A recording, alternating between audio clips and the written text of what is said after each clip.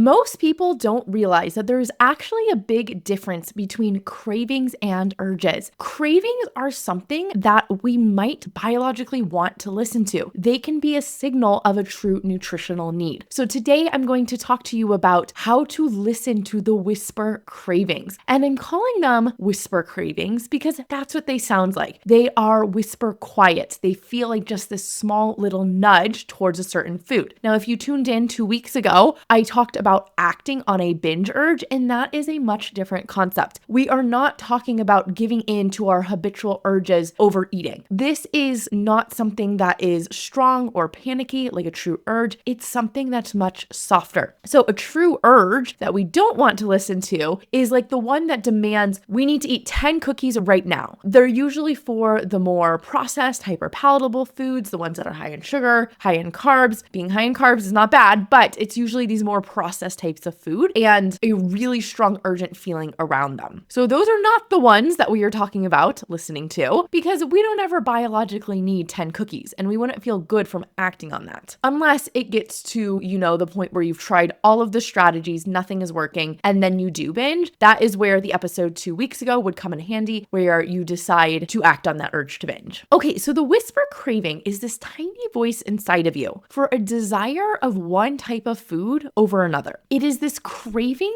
for a real whole food. A whisper craving is your nutritional wisdom. It is this innate inner knowledge that we do all have inside of us about what nutrients we need. It feels very calm, it might feel specific, and where you will use this concept that you're going to learn today is when you are making a decision of what to eat when you are hungry. So this is the moment where you look in the fridge and you're thinking, what do I want for dinner right now? And you're trying to choose between a few options. You're asking yourself, should I have the spinach salad or should I roast up some broccoli and rice? I actually wrote the outline for this podcast when I was on the couch eating my breakfast, and I had made a decision to have some tangerines, but I was planning on originally having blueberries with my breakfast because my blueberries technically needed to be eaten first, but I knew they would be okay for a few more days, and I couldn't ignore this little craving voice inside of me that said, I really want that sumo tangerine. It sounds so delicious right now. I don't really want the blueberries. And at first we think on the surface, like, well, what's the big deal? A blueberry versus a tangerine, but there's actually a lot that might be going on there that we don't recognize. And if you're someone who has been meal planning or calorie counting, always eating the same thing, you might notice that after a couple of days of this, you just don't want that food anymore. It just doesn't sound that good. And that is our biology coming into play, trying to get us to eat a variety of nutrients. When we don't have a variety of nutrients, our cravings will increase because our body is not getting what we need. Think about it. Our body needs hundreds, if not thousands of different micronutrients every single day. And we don't have to get them all in one day, but we have to have them over a period of time. Otherwise, we have a nutrient deficiency, and that can cause a whole host of problems in our body. So of course, our brain doesn't want that to happen, and so it's going to send out desire for different types of food. So the whisper craving can be about the texture of the food, the temperature, the saltiness, whether it's protein or carbs or fat, how fresh it is, the density of it. You can look for all of these different characteristics to think what might actually sound best to me right now. To me, this whisper sounds like this little nudge deep in my gut, and they're really important to listen to because if not, you might not be getting your nutritional needs that you actually do need deep down. The truth is, I don't need to have the knowledge of every nutrient that's in an orange to have the intuition that that's what I need. This is how humans have survived for thousands of years. We didn't even know vitamins existed until 100 years ago. So how did we get what we needed up to that point? We have specific craving mechanisms in our body that have learned to connect flavors with nutrition. Our brain knows to crave certain flavors that are associated with certain nutrients. So there is research in both humans and animals showing that when the body is deficient in something like sodium, salt becomes more intensely rewarding in the brain. So maybe you're not just crazily craving chips all the time. Maybe you actually need more sodium. And especially if you're eating a mostly whole food diet, a lot of people actually aren't getting enough sodium. Now, the average American is getting way too much sodium, so it depends on the person, but you might actually just need salt, or you might need something that is predicted to be in those those chips. Now, the predicted word is important here because there's been a lot of flavor manipulation that have happened in our modern foods. So when you look at the back of a package, I almost 100% guarantee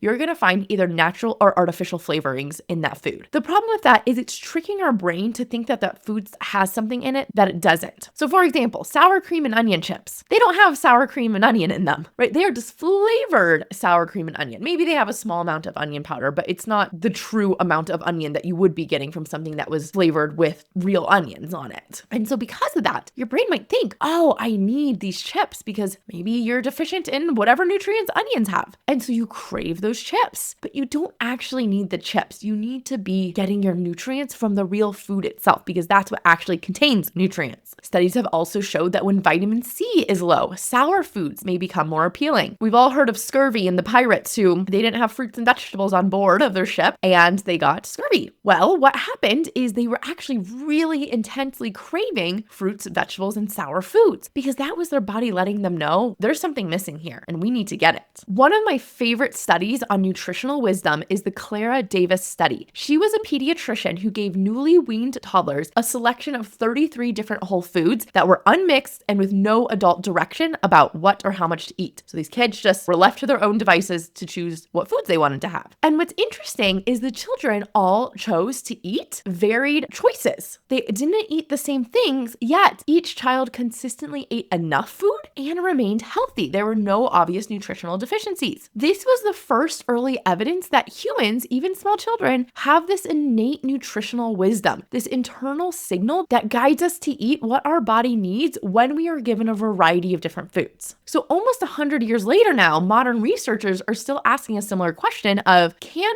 adults also instinctively choose foods to meet their internal nutritional needs? And there was a study done in 2022 led by scientists at the University of Bristol that found when adults choose between foods, they tend to prefer meals that maximize a variety of micronutrients. Going beyond just how many calories are in it or familiar foods, they choose things that naturally pair together well. So for example, having something like beans and rice, those proteins complement each other and make it so they're more bioavailable. We have this knowledge passed down through us through cultures and traditions where these things are naturally paired together. But when left to our own devices, we actually want to choose to eat those things too. This is why we crave variety. Again, nothing is broken with you if you don't want to eat the same boring meal prep for 7 days straight, because that's your biology telling you, hey, we need a variety of nutrients in order to be healthy. This is also where I'll see people, they eat their meal prep and then they end up in the cabinets eating food after. Why? Because they didn't really get what their body innately wanted and needed. Now, I don't want you to turn this into being perfect. I know some people will hear this and think, oh my gosh, I need to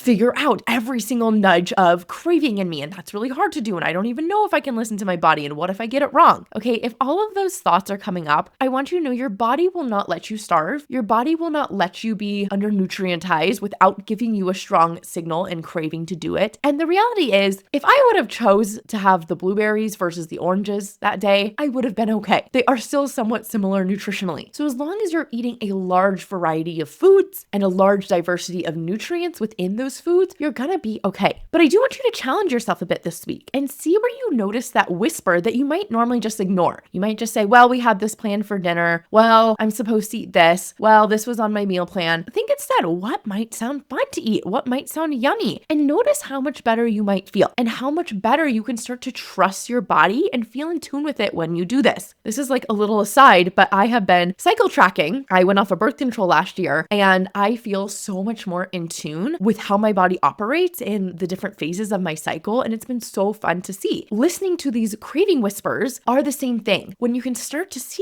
oh, I'm feeling a nudge for an orange today versus the blueberries. You have this greater connection to your body. And that is a really beautiful thing that will ripple out into so many other areas of life and really just create this steady, solid trust within yourself and knowing that you know how to take care of you. So when you're deciding between something like eggs and avocado or oatmeal and fruit, the whisper might be sounding like, I want something kind of warm and salty, or I think I need something a little bit more substantial today. I want something fresh, or I want something with a bit more crunch. So when you're hungry, trying to decide, what sounds good, taking that pause for 5-10 seconds, asking what really sounds good in my body right now, and see if you can just notice the first answer that your brain gives you. And see if you can just notice the first answer before your brain jumps in and says all of the BS that we've been taught around food. And then just make that decision. Don't make it such a big deal. Say, let's just try it and observe how you feel afterwards. Have a good week. Talk to you next week.